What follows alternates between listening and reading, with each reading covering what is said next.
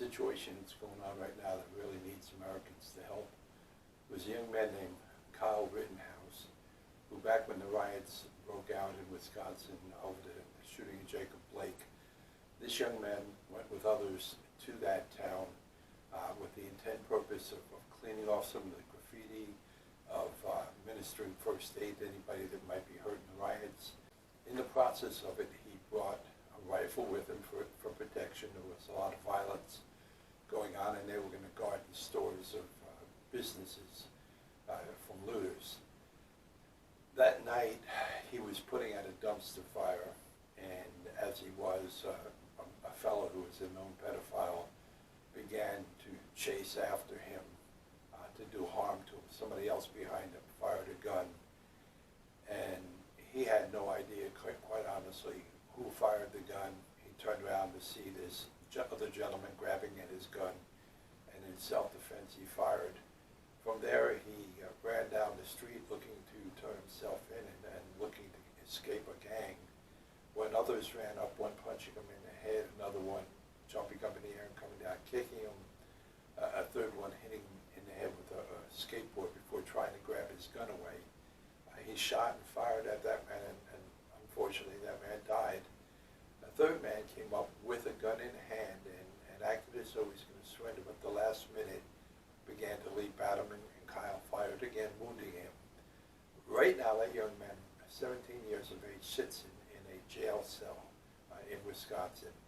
And friends, he needs our help. They need $2 million to get him out. I think they have all but maybe $100,000 to $200,000 of that now. Would you not just simply watch a little bit of this video and then contribute a little bit to help get this young man out? I thank you, and God bless you, and have a good day.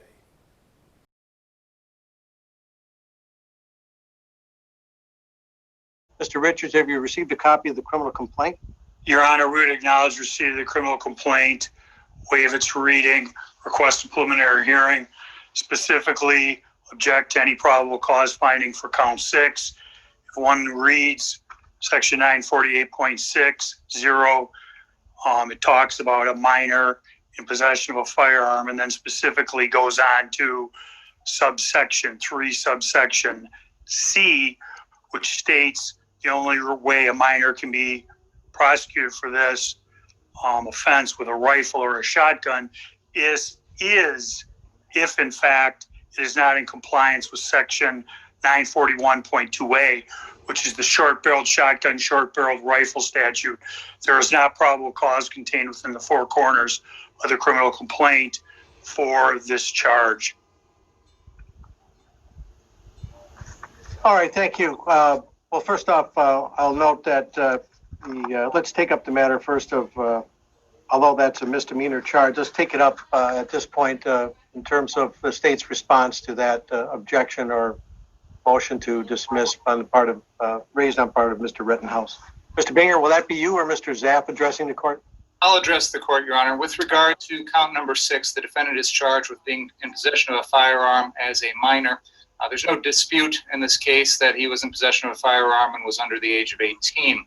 Counsel is referring to the subsection 3 of the statute, which is 948.60, which carves out a few exceptions. Sub 3C as an exception, and counsel cited the statute. I think the statute's actually 941.28, which alleges that a minor who possesses a short-barreled weapon, short-barreled rifle or shotgun is in violation. We're not alleging that, but it also says or is not in compliance with statutes 29.304 and 29.593. Now, those statutes pertain to hunters.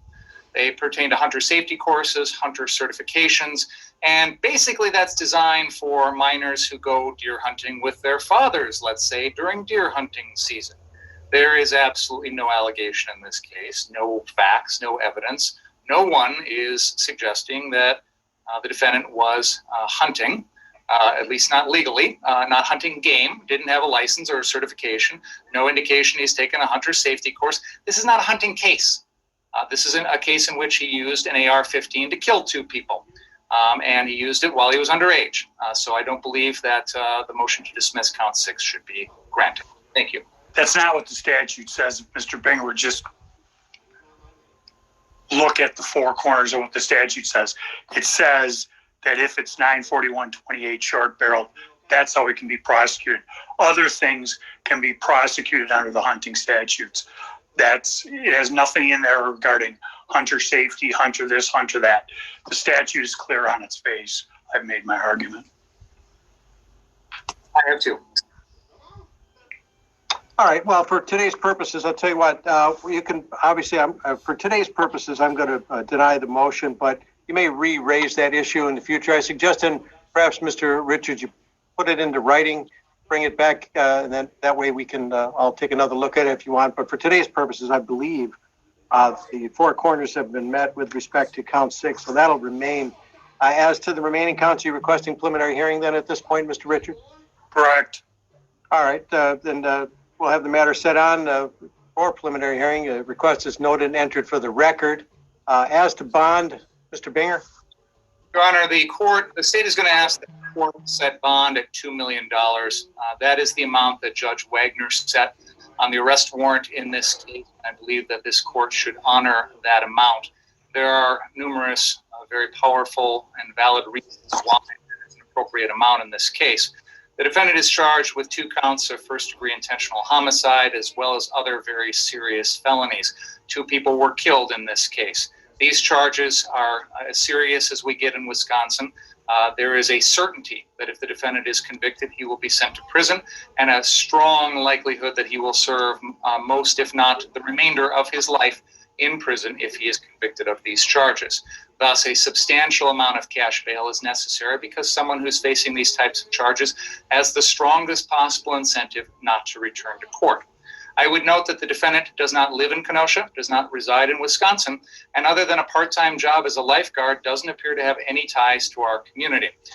He resided at one point in Antioch, Illinois. However, it's my understanding that the residence or the address that his family resided at, they no longer reside there, perhaps due to some threats or concerns over their safety, but I don't know what their current address is. I think that they are, perhaps for good reason, not sharing that address, but nonetheless, the fact of the matter is if the defendant's released from custody and joins his family, it will be at some undisclosed location.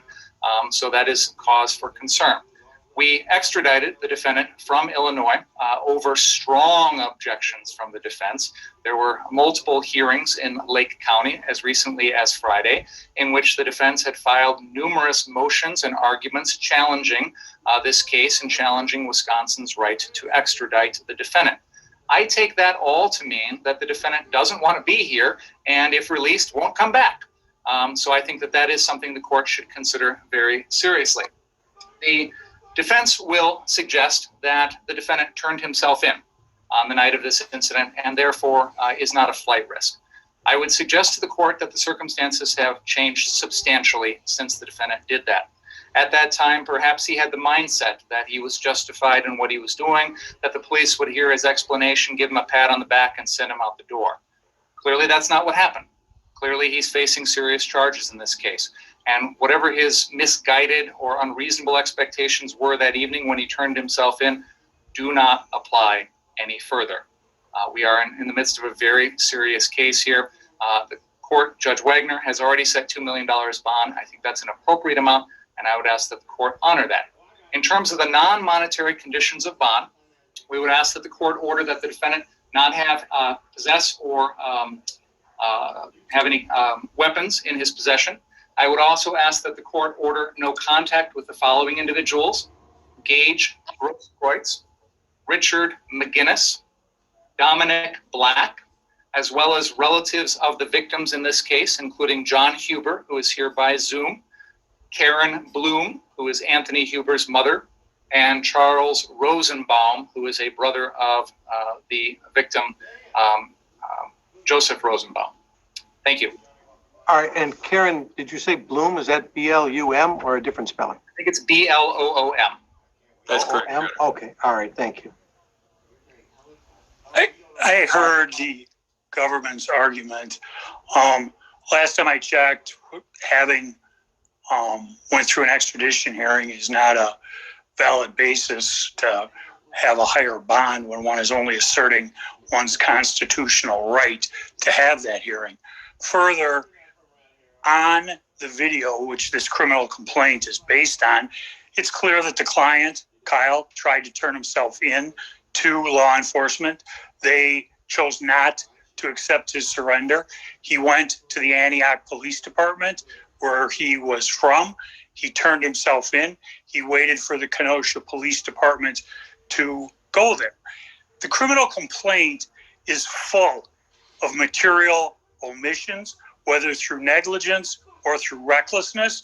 It doesn't talk about Mr. Rosenbaum chasing my client while masked, covering his identity. It doesn't talk about Mr. Zeminski, his partner, firing the first shot at my client. When my client is running down the road trying to get away, he goes and Mr. Groskowitz approaches him and goes, "Where are you going?" "Going to turn myself into the police," which he tried. It's on video. My client is 17 years old. He has no prior juvenile, no other record whatsoever. He has ties to the community. His father lives in the community. He worked in the community. The self-defense claim in this case is overwhelming. It's on videotape. And under all of those circumstances, $750,000 and electronic monitoring is more than sufficient. We have no objection to the non-monetary conditions, but at a certain point, the state can bury their head in the sand. And in reality, who struck my client first? Who attacked my client first? Mr. Rosenbaum, the decedent. My client's running down towards the police line when he's attacked by a mob. We're not talking about demonstrators. We're talking about rioters who had ill intent in their heart, and unfortunately, they came in second.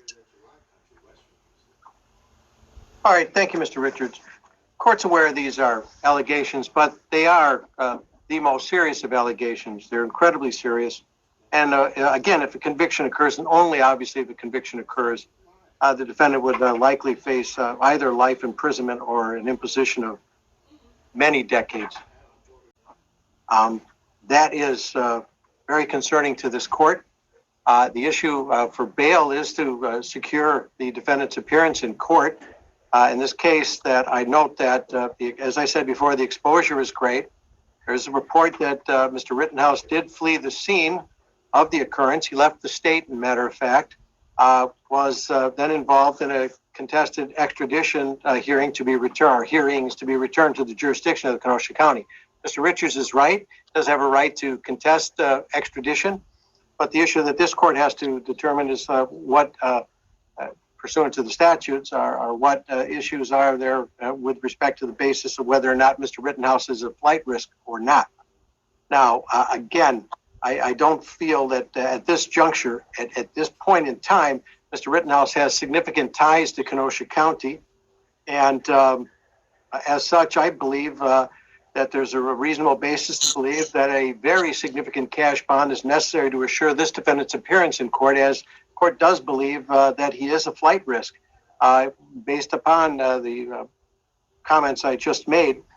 And in addition, the case is Mr. Richards has brought up, he did surrender himself to Illinois authorities, but circumstances appeared to have changed at some point following that with respect to the extradition issues.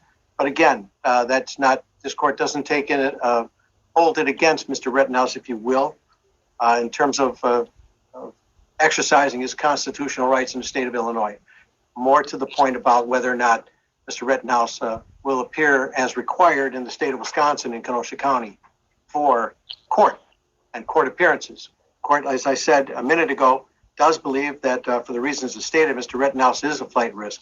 As such, court is going to impose a $2 million cash bond, believing that is reasonable, necessary, and sufficient at this juncture to secure the appearance of Mr. Rittenhouse. Folks, as you can see, this is a pretty slanted group that Kyle is facing, very liberal in their thinking.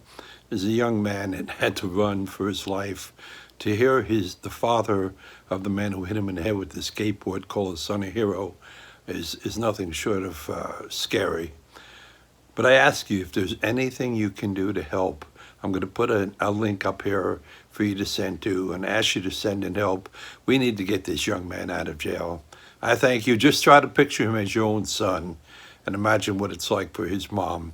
I thank you to the legal staff defending him for what they're doing with him. I'm very grateful for that. God bless you and have a good day.